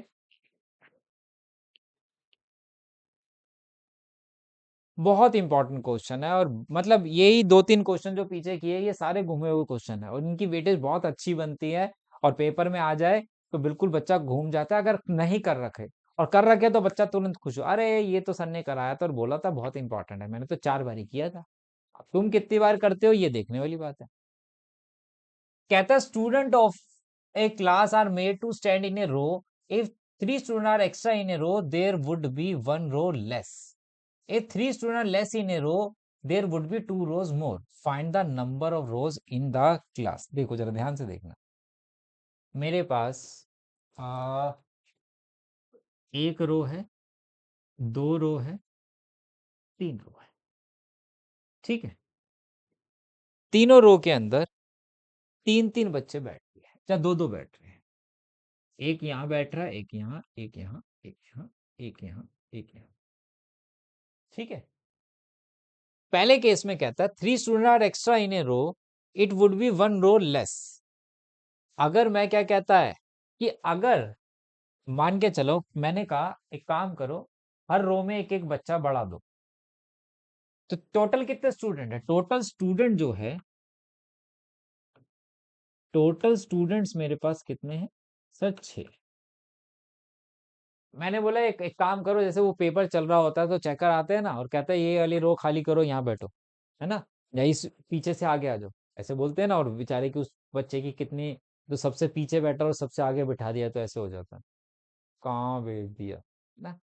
तो इसने क्या बोला, एक काम करो ये रो खाली करो, यहाँ से दोनों बच्चों को इस एक एक रो में बिठा दो, तो क्या होगा सर? एक रो कम हो जाएगी। और हर रो में कितने बच्चे बढ़ जाएंगे सर? एक एक बढ़ जाएंगे। तो टोटल नंबर ऑफ स्टूडेंट पे कोई इफेक्ट पड़ेगा क्या? क्या टोटल नंबर ऑफ स्टूडेंट पे कोई इफेक्ट पड़ता क्या? नहीं सर। ये वाला एक बच्चा यहाँ बैठ जाता और ये वाला यहाँ बैठ जाता, तो मेरी एक रो कम हो जाती, लेकिन टोटल नंबर ऑफ स्टूडेंट अभी भी क्लास में कितने अच्छे ही है, वो कम नहीं हो रहे। ये बात का ध्यान रखना। तो मेरे को क्या कहता है? कहता टोटल नंबर ऑफ स्टूडेंट्स बताओ, जब बात किसकी कर रहा है? नंबर ऑफ रोज की और उस रो में कितने स्टूडेंट बैठे हैं। अगर एक रो में 2 स्टूडेंट है, 3 रोज है, तो क्या करता भाई, 2 इंटू 3 नहीं कर देता, तो 6 आता। तो मैं यहाँ पे किसको लेट कर रहा हूं, let student of a class are में स्टैंड इन ए रो, ठीक है। 13 आर, देखो, let number of students in each row x, यही तो किया था।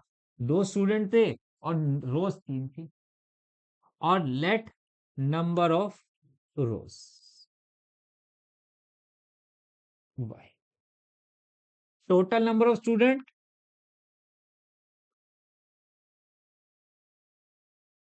सर दोनों को मल्टीप्लाई कर दो,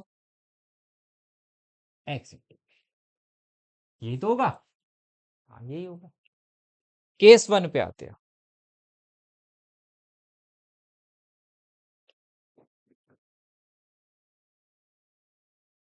केस 1 में कहता है 3 student are extra in a row, हर रो में 3 स्टूडेंट बढ़ा दो। नंबर स्टूडेंट कितने थे सर, एक्स, अब कितने हो गए, एक्स प्लस 3। कहता है तो एक रो कम हो जाएगी, रो कितनी थी, वाई, एक रो कम हो गई। आज भी क्लास में कितने बच्चे हैं, जितने पहले थे, और टोटल स्टूडेंट कितने हैं, एक्स वाई है। तो क्या number of student into number of रोज कर दूं, तो टोटल नंबर ऑफ स्टूडेंट्स के इक्वल मिलेंगे, हाँ सर मिलेंगे। तो वो एरिया वाला क्वेश्चन किया, पीछे डिस्टेंस वाला किया, वो सब इसी पैटर्न में चल रहा है क्वेश्चन, इसलिए एक साथ डालें। ठीक है, ब्रैकेट ओपन कर लूं, 3x माइनस एक्स प्लस 3y minus 3 equal to x y. तो ये हो गया x minus 3y equal to minus 3 के फर्स्ट इक्वेशन मेरे पास तैयार हो गई। Case number 2, if 3 student are less in a row, हर रो में से कितने बच्चे कम कर दो। अगर इस रो में से, हर रो में से एक एक बच्चा कम कर देंगे, तो कहां बिठाना पड़ेगा, एक यहां से उठाए, एक यहां से उठाए, एक यहां से उठाए, कहां, यहां बिठाना पड़ेगा ना कहीं। तो एक रो बढ़ गई, तो कहता है हर रो में 3 बच्चे कम कर दिए, तो 2 रोज बढ़ गई। और अभी भी बच्चे कितने क्लास में सर, जितने पहले थे उतने आज भी है, बच्चों को थोड़ा धक्का मार के बाहर निकाल दिया, बच्चे आज भी उतने ही। X, bracket open,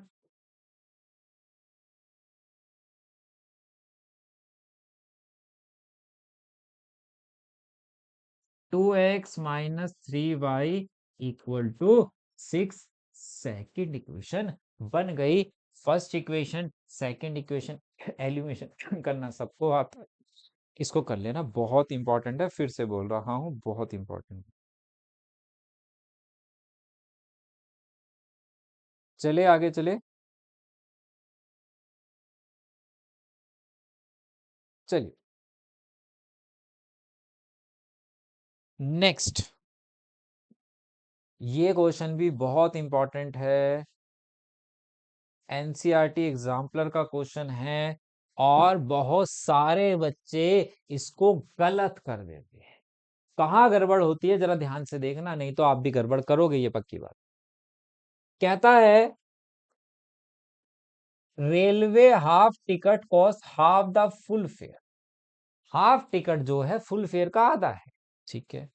and reservation charges same on the half ticket as on full ticket. जो एक रिजर्वेशन चार्ज लेती है रेलवे, मान के चल रहे हैं हम फिक्स चार्ज लेती है, वो दोनों पे ही बराबर है। मतलब कोई भी टिकट वहां से कटेगी, चाहे वो हाफ कट रही है चाहे फुल कट रही है, 10 रुपए मान के चला लेंगी, एक फिक्स चार्ज है। ध्यान रखना इस बात का, इक्वेशन बनाने में भूल जाते हैं। One reservation first class ticket from Mumbai to Ahmedabad 216 rupees, and one half full and half, one half reserve first class ticket भी 327। What is the basic first class full fare, full fare को first class full fare basic है, और reservation charge. Reservation charge को X rupees अगर हम ले ले और बेसिक प्राइस को वाई रुपीज ले ले फुल टिकट के, तो केस वन की अगर मैं बात करूं यहां पे, तो देखो क्या कह रहा है, उसने एक ही टिकट खरीदी है, रिजर्वेशन तो चार्ज तो दिया ही होगा, फिर जो टिकट है उसका चार्ज दिया होगा, और टोटल कितना पेमेंट करी, 216 रुपीज। सर ये तो बहुत सिंपल है, ऐसे ही बोल रहे थे बड़ा मुश्किल है, जहाँ दिक्कत होगी गलत हो जाएगा, दिक्कत नेक्स्ट में करते हैं। कहता है अब एक हाफ फुल लिए, एक हाफ टिकट लिए। अच्छा सर, एक फुल लिए, रिजर्वेशन फुल टिकट थी, सर फुल टिकट का तो यही चार्ज, इसमें रिजर्वेशन चार्ज तो दिया ही दिया, एक फुल टिकट लिया प्लस एक हाफ टिकट लिया। हाफ का कितना हो गया, कह रहा फुल का आधा था, यही गड़बड़ होती है। ये तो फुल के लिए है, लेकिन ये बात भी तो बोल रहा है बेटा, फिक्स चार्ज जो है हाफ टिकट पे भी लगना है, तो फिक्स चार्ज हाफ टिकट पे भी तो लगना है। ये हाफ टिकट की कॉस्ट ये वाली, और टोटल मिला के 327 रुपीज पे कर रहा है। अब छोटे करने हो तो x प्लस वाई की वैल्यू 260 है ना, यहाँ डाल दो, इजी हो जाएगा ना, नहीं तो वेरिएबल ज्यादा हो रहे।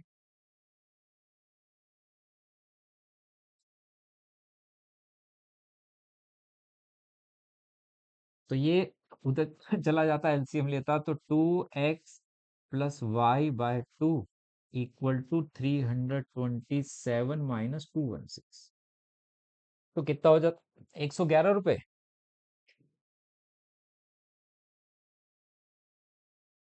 111 है ना, तो उधर चला जाता, तो 2x+y इक्वल टू 222। तो ये सेकंड इक्वेशन बन गई। एक बार फिर से चेक कर लूं, x+y था, कितना था, 216 रुपए था, y/2 प्लस एक्स, तो 216 उधर चला गया, तो मेरे पास बच गया 2x+y/2, टू उधर चला गया तो 222 हो गया, सेकंड इक्वेशन बन गई, सॉल्व कर लिया। अब ठीक है, इजी क्वेश्चन है, बस घुमा के एक पेपर में आ रखा है, इसलिए मैंने ये क्वेश्चन डाला है। There are two examination rooms A and B. If 10 candidates are sent to A to B, the number of student in each room is same. If 20 candidates sent to B, अब क्या कह रहा है, कह रहा है 10 candidates sent from A to B. अगर A class से मैं B क्लास में 10 कैंडिडेट भेज दूं, तो दोनों के नंबर ऑफ स्टूडेंट बराबर हो जाते हैं। तो late number of student in A class X और B में Y। ठीक है, अब A ने कितने, B को कितने दे दिए, ए के पास एक्स थे, अब उसने कहा हमने 10 निकाल दिए, बी ने कहा एक काम करो, मेरे पास 10 की जगह है, आप मुझे 10 दे दो। ऐसा करने पे दोनों के पास नंबर ऑफ स्टूडेंट्स कितने हो गए, सर सेम हो गए, तो x equal to y+20 equation बन गई, फर्स्ट इक्वेशन। अब क्या कह रहा है, अब कह रहा है कि 20 candidate send from B to A. अगर बी से ए के पास 20 कैंडिडेट आ जाते हैं, तो अब बी ने 20 कैंडिडेट निकाल दिए और ए ने 20 कैंडिडेट पकड़ लिए।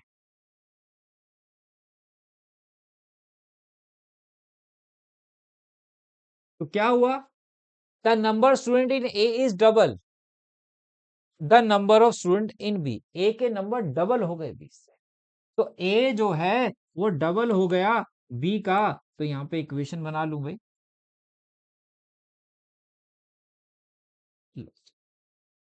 इसे सॉल्व, एक्स की वैल्यू इसमें पुट कर दो, वाई आपके पास प्रकट हो जाएगा। सर आप तो आधे आधे क्वेश्चन कर रहे हो, अरे इतना भी नहीं कर सकते तो फिर पेपर नहीं, घर पे बैठो, फिर नहीं दे सकते तुम पेपर, अगर इसके आगे भी मैं ही सॉल्व कराऊंगा। चले आगे, नेक्स्ट। ये क्वेश्चन भी बोर्ड एग्जाम में आया हुआ है। इन ए competitive examination 1 marks is awarded for each correct answer while half in deducted for every wrong answer।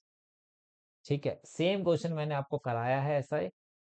तो ये होमवर्क में है, क्वेश्चन नंबर 22 होमवर्क में करना है और कमेंट में आंसर देना है। अगर नहीं होगा तो आप उसमें लिख देना, मैं उसके भी एक वीडियो बना दूंगा। ठीक है, चलिए अब 2 डिजिट वाले नंबर भी हम एक दो क्वेश्चन कर लेते हैं, क्योंकि यही सेम क्वेश्चन क्वाड्रेटिक में भी है। सेम मतलब 2 डिजिट वाला कॉन्सेप्ट वाला क्वेश्चन। ठीक है, उसमें क्वाड्रेटिक बन जाती है, इसमें लीनियर। जब भी 2 डिजिट का क्वेश्चन आए, 2 डिजिट में कितनी डिजिट होती है? 2 होती है सर। 2 डिजिट की अगर बात करूं, 25 एक 2 डिजिट नंबर है ना। ये वंस प्लेस है, ये टेंथ प्लेस है। ये बात समझ लेना, सारे क्वेश्चन सॉल्व हो जाएंगे, क्योंकि बहुत सारे बच्चों को ये क्वेश्चन समझ में ही नहीं आते। तो टेंस प्लेस वाले को 10 से मल्टीप्लाई करो और वंस प्लेस वाले को 1 से मल्टीप्लाई करो, तो क्या अभी भी ये 25 के इक्वल है? हाँ सर। ये एक्सपेंडेड फॉर्म आपने बचपन में करी होगी, आई थिंक 5th 6th में कहीं। ठीक है, जहां उससे भी पहले ऐसे ही होता है ना। यही ध्यान रखो, जब भी 2 डिजिट नंबर वाला क्वेश्चन आए तो लेट यूनिट प्लेस या वंस प्लेस भी बोल सकते हो, ones place digit x and tens place digit y. अब नंबर बनाना हो तो क्या बनता भाई? सर टेंस प्लेस वाले को 10 से मल्टीप्लाई कर दो और वंस प्लेस वाले को 1 से मल्टीप्लाई करो, तो आपके पास नंबर प्रकट हो जाता। नहीं सर, मैंने तो यूनिट को वाई लिया था, टेंस को एक्स लिया था, उसमें क्या कोई आंसर में कोई फर्क नहीं पड़ेगा, नहीं पड़ेगा। नोट कर लो इस बात को। ठीक है, चलिए आगे क्या कहता है, अब पढ़ते हैं। Sum of 2 digit number, sum of 2 digit number and the number form by the interchanging in digit is 110। Sum किसका? या एक सम लिखा होता है 2 डिजिट्स का सम। ध्यान से देखना क्वेश्चन में, सही क्वेश्चन में मिलेगा आपको सम ऑफ 2 डिजिट। उसका मतलब होता है डिजिट्स का सम। यहां कह रहा है सम किसका? 2 digit number and number form by interchanging it's digit. Number कहां है? ये रहा। और कह रहा है सम किसका? अगर मैं डिजिट्स को इंटरचेंज कर दूं, x की जगह y और y की जगह x कर दूं, तो मेरा जो नंबर बनता वो 110 बन जाता। ऐड करो, 11x plus 11y equal to 110। 11 से डिवाइड अगर कर दूं तो x plus y equal to 10। First equation बन रही है, बन रही है। आगे देखो, if 10 is subtracted from the first number, ठीक है, from the number, the new number is 4 more than the 5 time the sum of digits in. इफ 10 is subtracted from the first number, the new number is 4 more than the 5 times the sum of। ध्यान से देखो, कह रहा है अगर number में 10 हटा दूं, सब्ट्रैक्ट कर दूं, नंबर कहां है? ये रहा। नंबर से 10 हटा दो तो क्या बन रहा है? अब जरा ध्यान से पढ़ो। 4 ज्यादा हो जाता है 5 time the sum of the digit. Sum of the digit, वही एग्जांपल कि मेरे पास 10 रुपए, तुम्हारे पास, मेरे 5 टाइम्स से 4 रुपए ज्यादा है, तो कितने होंगे? सर 10 है तो 5 टाइम्स करूंगा तो 50, और 4 ऐड कर दूं तो 54 हो जाएंगे, है ना। तो कहता है ये जो जब 10 माइनस कर दिया तो किसके इक्वल है? 5 टाइम्स। किसका 5 times? Sum of the digits के 5 टाइम्स से 4 ज्यादा है। 4 यहाँ सम ऑफ द डिजिट्स है, ये बात कर रहा था मैं क्वेश्चन में। ठीक है, तो थोड़ा घुमाया हुआ है, बोर्ड में आया हुआ है। 5x plus 5y plus 4। X और वाई एक तरफ ले जाए अगर हम, तो ये इधर आ जाता, ये इधर ले जाते तो ये कितना हो जाता, ये इधर ले जाए तो -14 इक्वल टू कितना हो गया? 5 में से 1 गया 4x, 5 में 10 गया तो 5y। तो 4x minus 5y equal to -14 second equation प्रकट हो गई मेरे पास, सेकेंड इक्वेशन बन गई। क्लियर है? नेक्स्ट, अब ये होमवर्क में जाएगा आपका क्वेश्चन, ठीक है, क्योंकि पिछला हमने किया है, एक मैंने कराया, एक होमवर्क में। अब कुछ क्वेश्चंस ऐसे होते हैं जो आपको दिक्कत करते हैं। सर एलिमिनेशन वाले तो सिंपल वाले हो जाते हैं, लेकिन ये एबीसी वाले जब क्वेश्चन आ जाते हैं तो नहीं सॉल्व होते। जैसे करते हो वैसे ही करो। एलिमिनेशन में क्या करते हो? सेम करते हो। यहाँ 2 है, यहाँ 3 है, तो ऊपर 3 से नीचे 2 से मल्टीप्लाई, ये तो करते हो। यही करना है, कुछ नया नहीं करना। बी, ए, ब्रैकेट ओपन करो, a b x plus b square y equal to a b minus b square, यही तो होता। फिर ए की मल्टीप्लाई,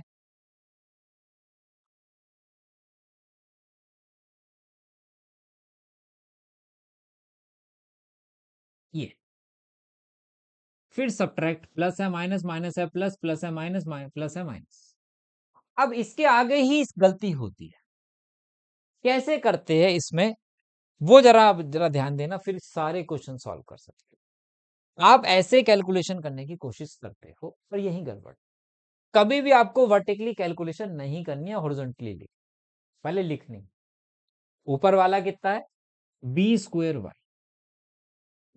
अपॉन वाला नीचे वाला ए स्क्वेयर वाई, ऊपर वाला ए बी, फिर माइनस बी स्क्वेयर, फिर माइनस ए स्क्वेयर, फिर माइनस ए बी। ये गया, ये गया। अब साफ दिख रहा है? ऐसी कैलकुलेशन करने की आदत है आपको, तो ऐसे ही लिखो उससे पहले। क्या कॉमन है? y common. जब मैंने y कॉमन लिया तो ए स्क्वेयर प्लस बी स्क्वेयर बच गया। इन दोनों में से माइनस कॉमन ले लूं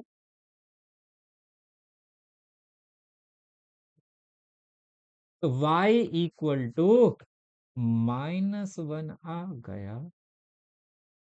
y -1 आ गया, पुट कर लो किसी भी इक्वेशन में, फर्स्ट में कर लो, सेकंड में y -1 पुट करता तो ax minus b equal to a minus b, तो x इक्वल टू 1 आ रहा।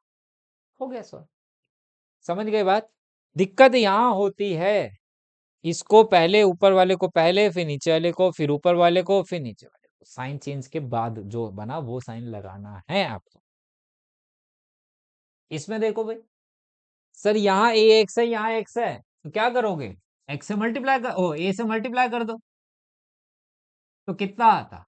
ए x plus a y equal to a square और प्लस ए बी,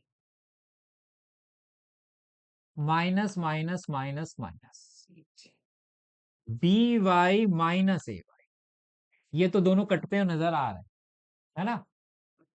फिर minus b square minus a b, y common ले लिया तो बी माइनस है, minus b common ले लिया तो कितना बचता? बी प्लस है।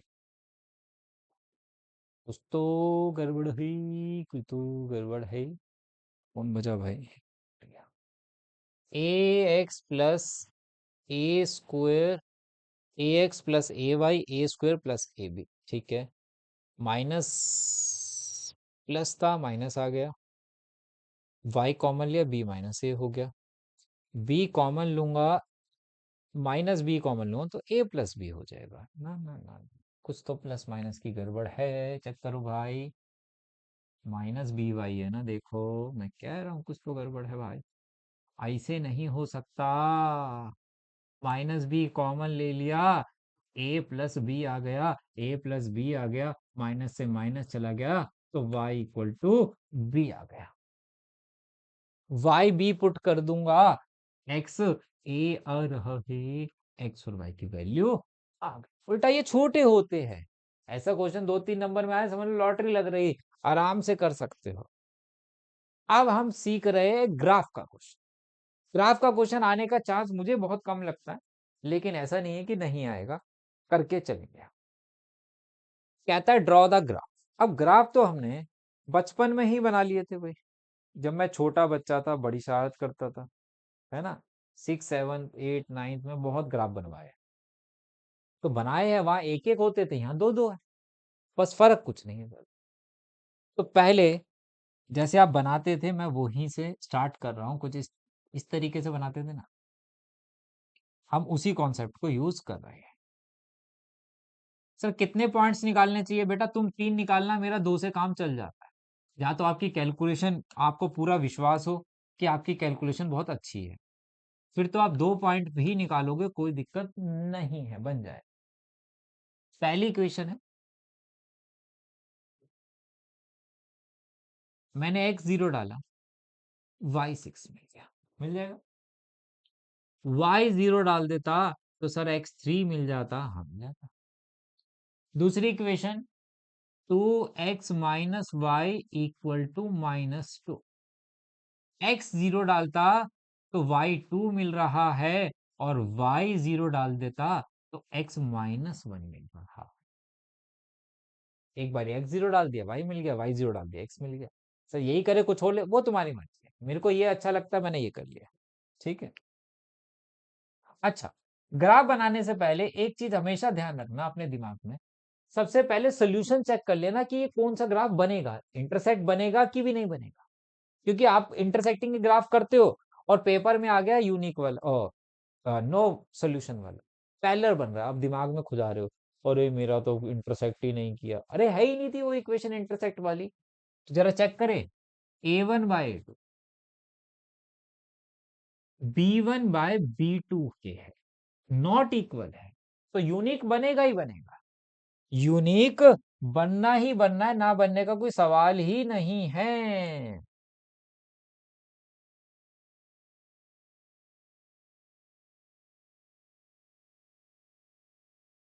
मैक्सिमम कितना है, 6, तो 1, 2, 3, 4, 5, 6, वाई 1, 2, 3, 4, 5, 6 -1, -2, ठीक है। x0 और y6 यहां मिल गया, x3 y0 यहां मिल गया, लाइन ड्रॉ कर दो।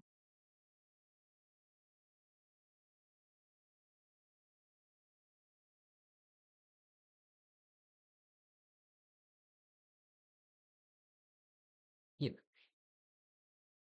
फिर x0 y2 है, और x-1 y0 है। अच्छा, अब बहुत सारे बच्चे कलाकार होते हैं, जो मैं कह रहा था ना क्या गड़बड़ करते हैं, देखो वो पता है ऐसे ज्वाइन करते, ये सर मेरी लाइन इंटरसेक्ट ही नहीं करी, अरे ये लाइन बनाई है कि लाइन सेगमेंट बनाया भाई तूने, तो लाइन सेगमेंट बना दिया, लाइन पे तो अनगिनत पॉइंट नहीं निकाल सकते, ये लाइन सेगमेंट बना दिया और बोल रहे इंटरसेक्ट नहीं कर रही। अरे भाई, लाइन सेगमेंट नहीं, लाइन बनाने को बोला है, लाइन बनाओ।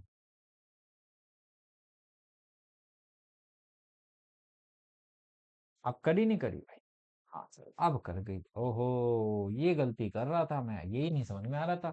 बेटा एक एक पॉइंट लिखना है, मार्क्स मिलेंगे इस बात के। इक्वेशन लिखनी है, एरो एरो बना के, पूरा ग्राफ अगर आ गया तो ऐसे ही बनाना है प्रॉपर, ये पूरी इक्वेशंस लिखनी है, ये सब लिखना है ऐसे। अब एक पॉइंट पे इंटरसेक्ट कर गए तो यूनिक है, पहले हमने चेक कर लिया था। एक तो ये पूछ सकता है कि solve the equation graphically, solve का मतलब एक्स और वाई की वैल्यू बताओ, तो एक्स और वाई की वैल्यू यहां से क्या करनी है, नीचे आ जाना है, यहां से इधर को चला जाना है। अभी मुझे एग्जैक्ट नहीं मिल रही, क्योंकि मेरा रफली ग्राफ, आप ग्राफ शीट पे बनाओगे एग्जैक्ट मिलेगी, मेरे हिसाब से 1, 4 आ रही है, ठीक है, 1 और 4 ही है।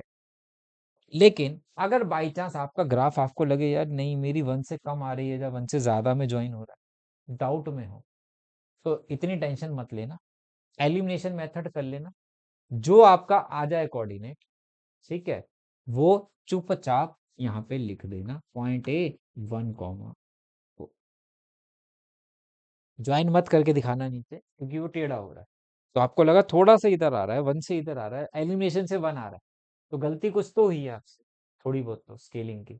तो आप उसको प्रेजेंट मत करो, जो बना दिया उसमें ही 1,4 डाल के चुपचाप लिख देना।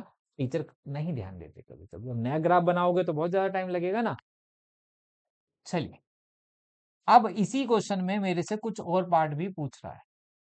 एरिया निकालने को, find the area of shaded region पूछ रहा है विद एक्स एक्सिस। ठीक है, तो अगर मैं यहाँ पे एक बी पॉइंट है, ये सी पॉइंट है, ये डी पॉइंट है, एक्स एक्सिस का एरिया साथ जो बन रहा है वो ये वाला बन रहा है। एक तो एरिया की बात पूछता है, शेड कर दो, एक एरिया निकालने को भी बोल देता है। तो इस ट्रायंगल का नाम क्या है? एबीसी। एरिया का फॉर्मूला होता है हाफ इंटू बेस। इसका बेस कितना है? बी से सी कितने यूनिट है? बच्चे क्या करते हैं सर, 1 2 3 और एक माइनस का तो 2 यूनिट। अरे यूनिट भाई, यूनिट नेगेटिव थोड़ा, तो कोऑर्डिनेट नेगेटिव होते हैं। 1 यूनिट, 2 3 4 यूनिट है बेस। और हाइट कितने यूनिट है? हाइट भी 4 यूनिट है। यहां तक जा रही है ना ये हाइट? तो 8 स्क्वायर यूनिट मेरा आंसर आ गया। अच्छा, अगर वाई के साथ बोलता है एरिया तो वाई के साथ एरिया ये था। इसको मैं A B C D P मान लेता हूं इसको, तो इसका एरिया हो जाता area of A D P, half base. इसका बेस कहाँ है? ये रहा, पी से डी। 1 यूनिट, 2 यूनिट, 3 और एक 4। हाइट कितने यूनिट है? इसकी हाइट ये है, कितने यूनिट है? 1। तो इसका 2 स्क्वायर यूनिट आंसर आता है। समझ गए बात? ये है हमारे पास ग्राफ वाला एरिया आ गया। तो एरिया, तो हमने बहुत सारे अलग अलग वर्ड प्रॉब्लम्स करी। ठीक है, एनसीईआरटी की भी करी, पीवाईक्यू भी की है, इसमें एनसीईआरटी एग्जाम्पलर में भी है। टेलीग्राम पे जाओगे, प्रीवियस ईयर क्वेश्चंस मिल जाएंगे, आप वहां पे लगाने बैठ सकते हो, और जितने करोगे आपको लगेगा कि आपसे बन रहे हैं, अगर ये अच्छे से और एनसीईआरटी अच्छे से कर रखे हो। ठीक है, चलिए मिलते बेटा नेक्स्ट वीडियो में। Bye bye, take care.